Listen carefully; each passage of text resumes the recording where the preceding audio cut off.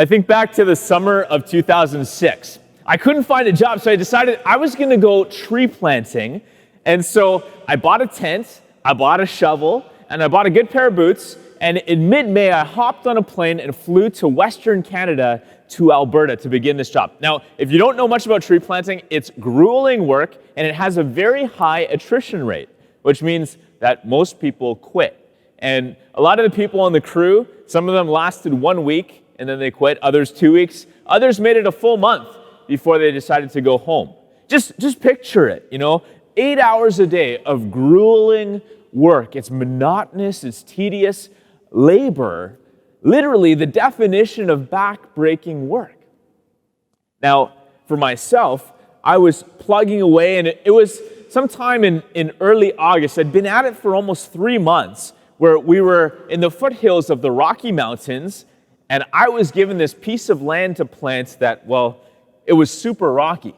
And so every time I would go to plant, I'd take my shovel and jam it into the ground, and I'd hit a rock, and it would send this shock wave up my arm, right to my shoulder, and I would feel this pain.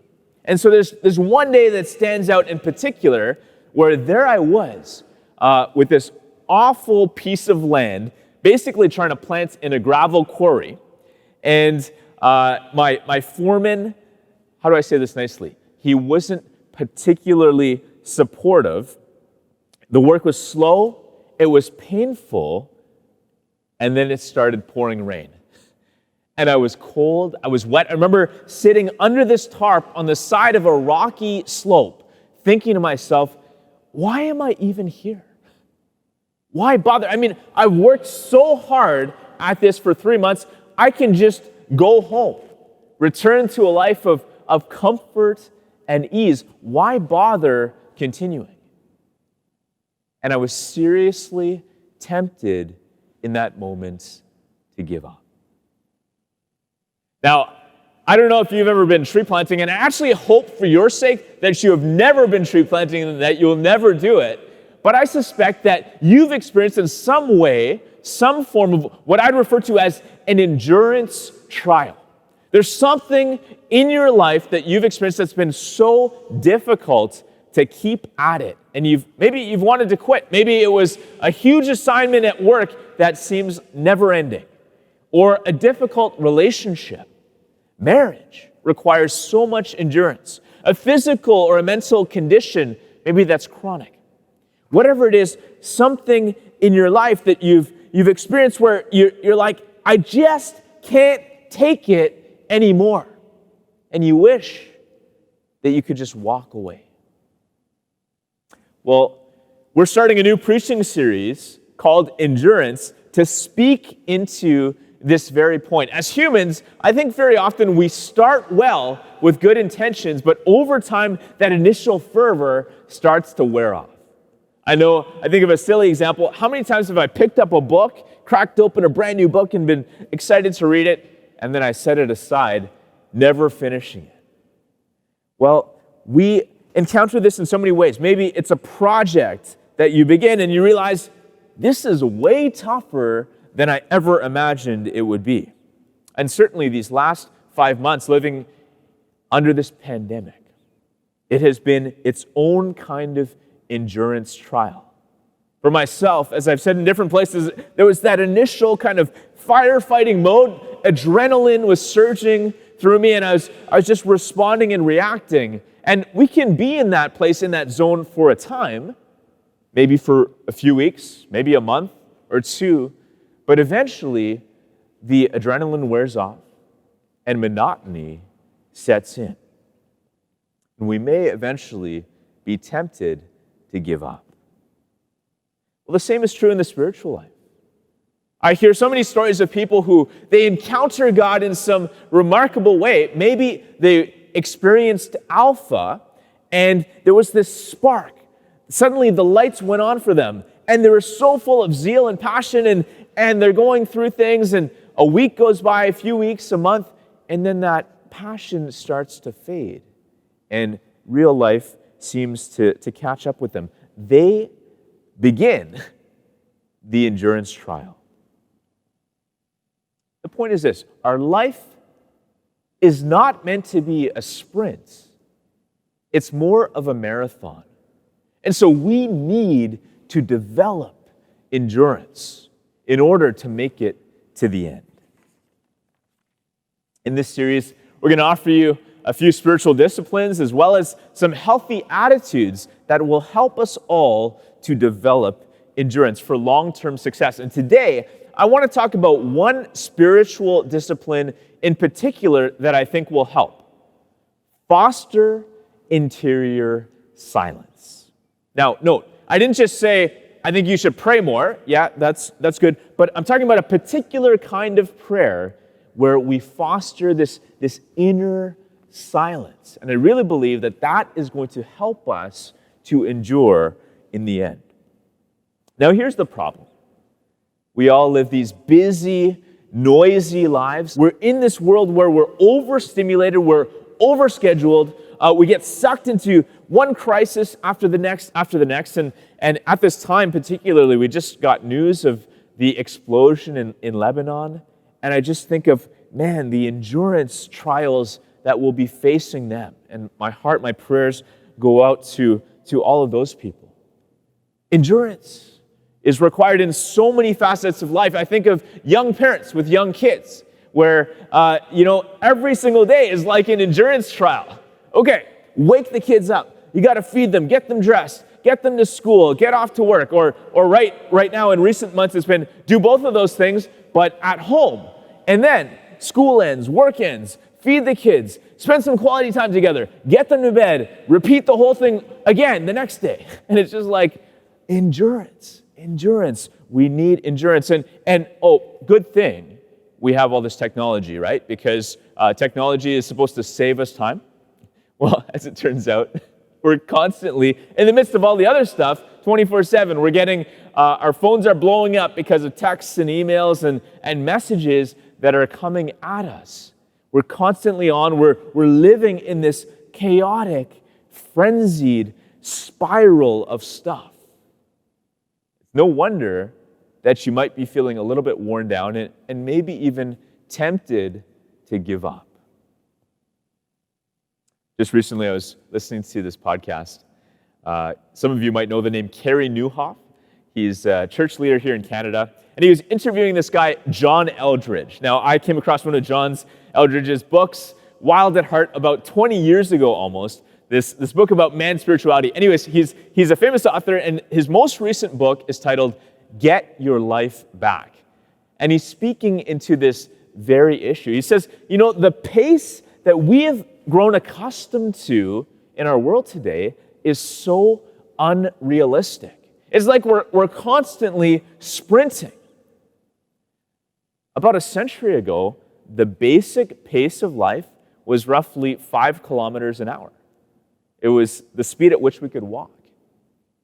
Now, you look at Jesus in the Gospels, and you might be thinking, oh man, it's so action-packed. Like he's healing these people over here, he's casting out demons, he's preaching a sermon, he's in Jerusalem, now he's in Galilee, then he's in Jerusalem again. And it's just like, whoa, this is crazy.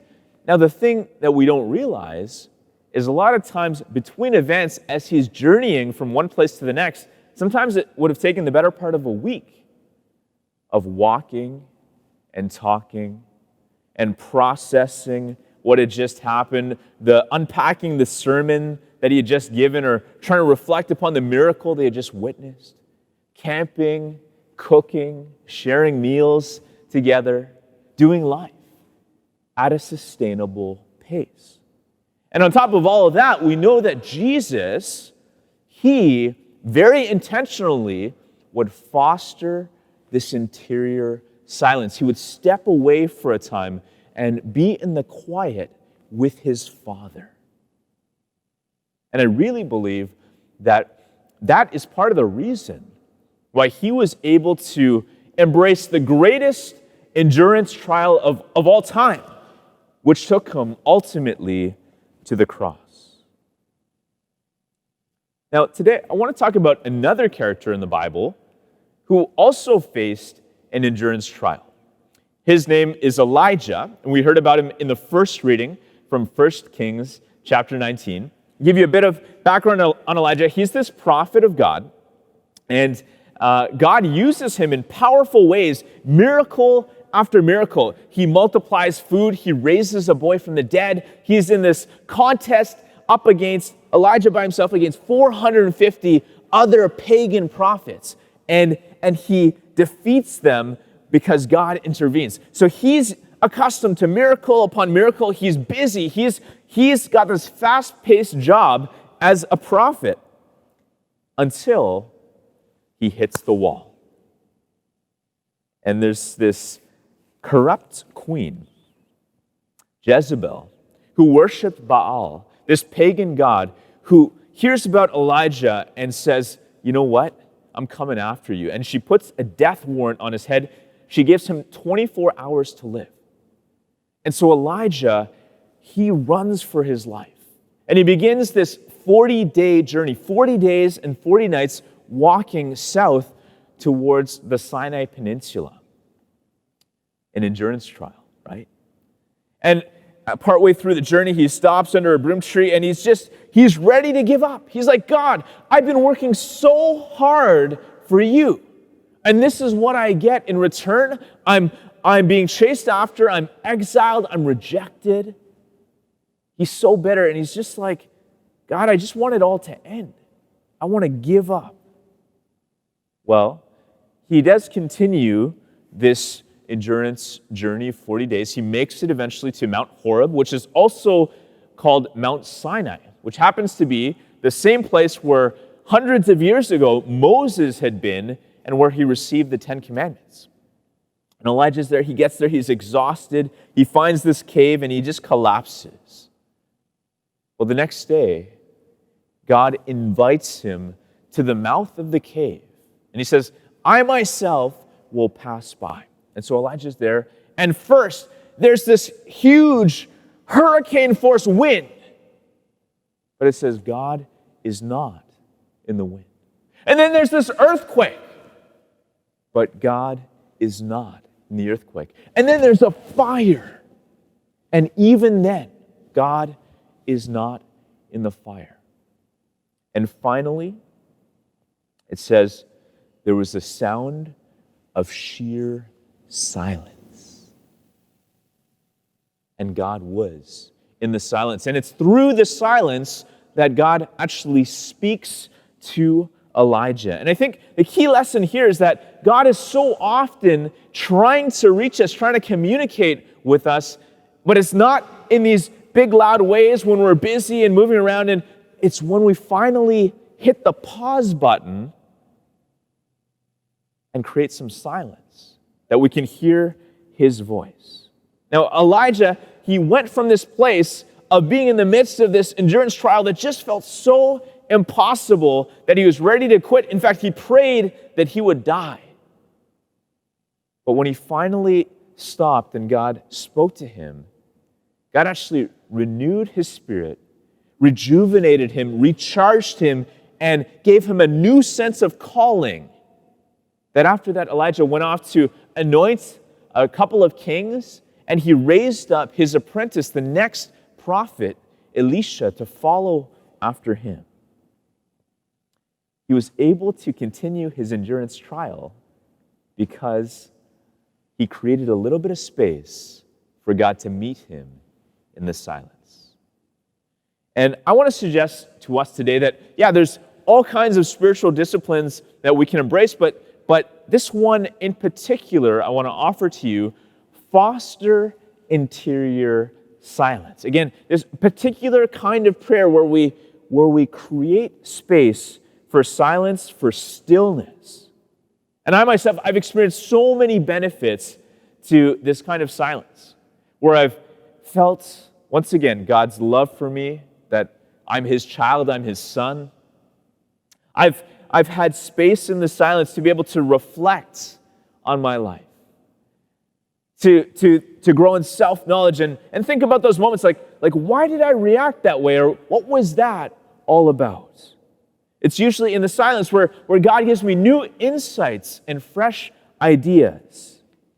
And especially when I'm feeling discouraged and tempted to give up, I need to foster interior silence.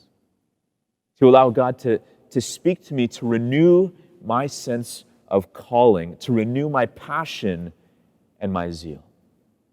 And I want to suggest that all of us need to foster some kind of interior silence every single day, taking time when we're not rushing, we're not working, we're not busy, we're not multitasking, we're not immersed in noise, we're just being present with God. Because He wants to touch us and meet us there.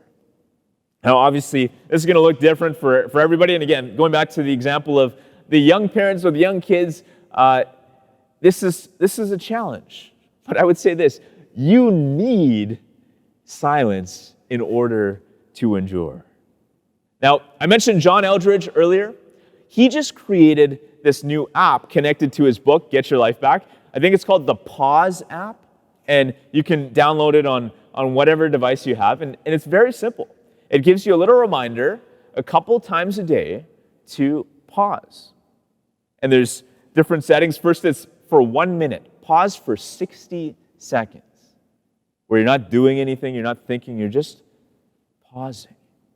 And then 3 minutes, 5 minutes, 10 minutes. And it's just this simple invitation, in the same way that God invites Elijah to come out of the cave to meet Him. God is inviting us to come out of the crazy to meet Him in the silence. One of the simple prayers that Eldredge uses in the app: Jesus, I give everyone and everything to you. I give everyone and everything to you. I suspect that there's some people watching right now where you feel like you've been in an endurance trial. And maybe even you're tempted to give up. Your life has been going at full throttle. You're exhausted. You're tired.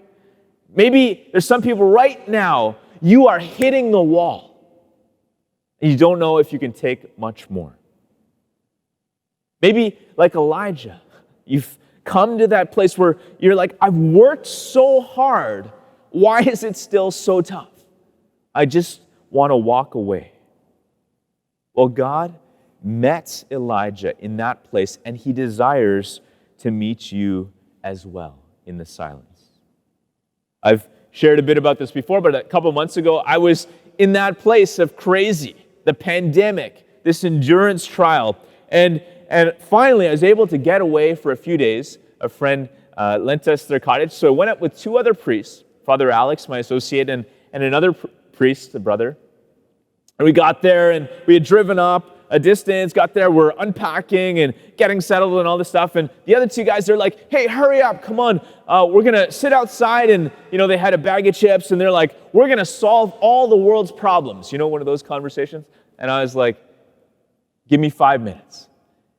And there I was inside. There was this comfy chair. I just sat down for this moment of stillness and silence.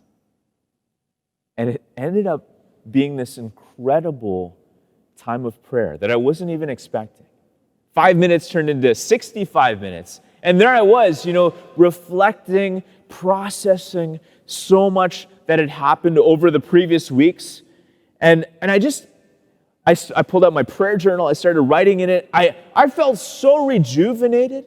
I felt so renewed with passion in my sense of call to be a priest and a pastor that I tell you what, I could have jumped in the car right then and there and driven all the way home. Now, thankfully, we had a few days to enjoy, and there were a few more moments where I was able to foster this interior silence. And I just really believe that if you're discouraged, if you're struggling, if you're in the middle of some kind of endurance trial, you're not alone. God is longing to meet you in that place if we would but hit the pause button and foster some interior silence.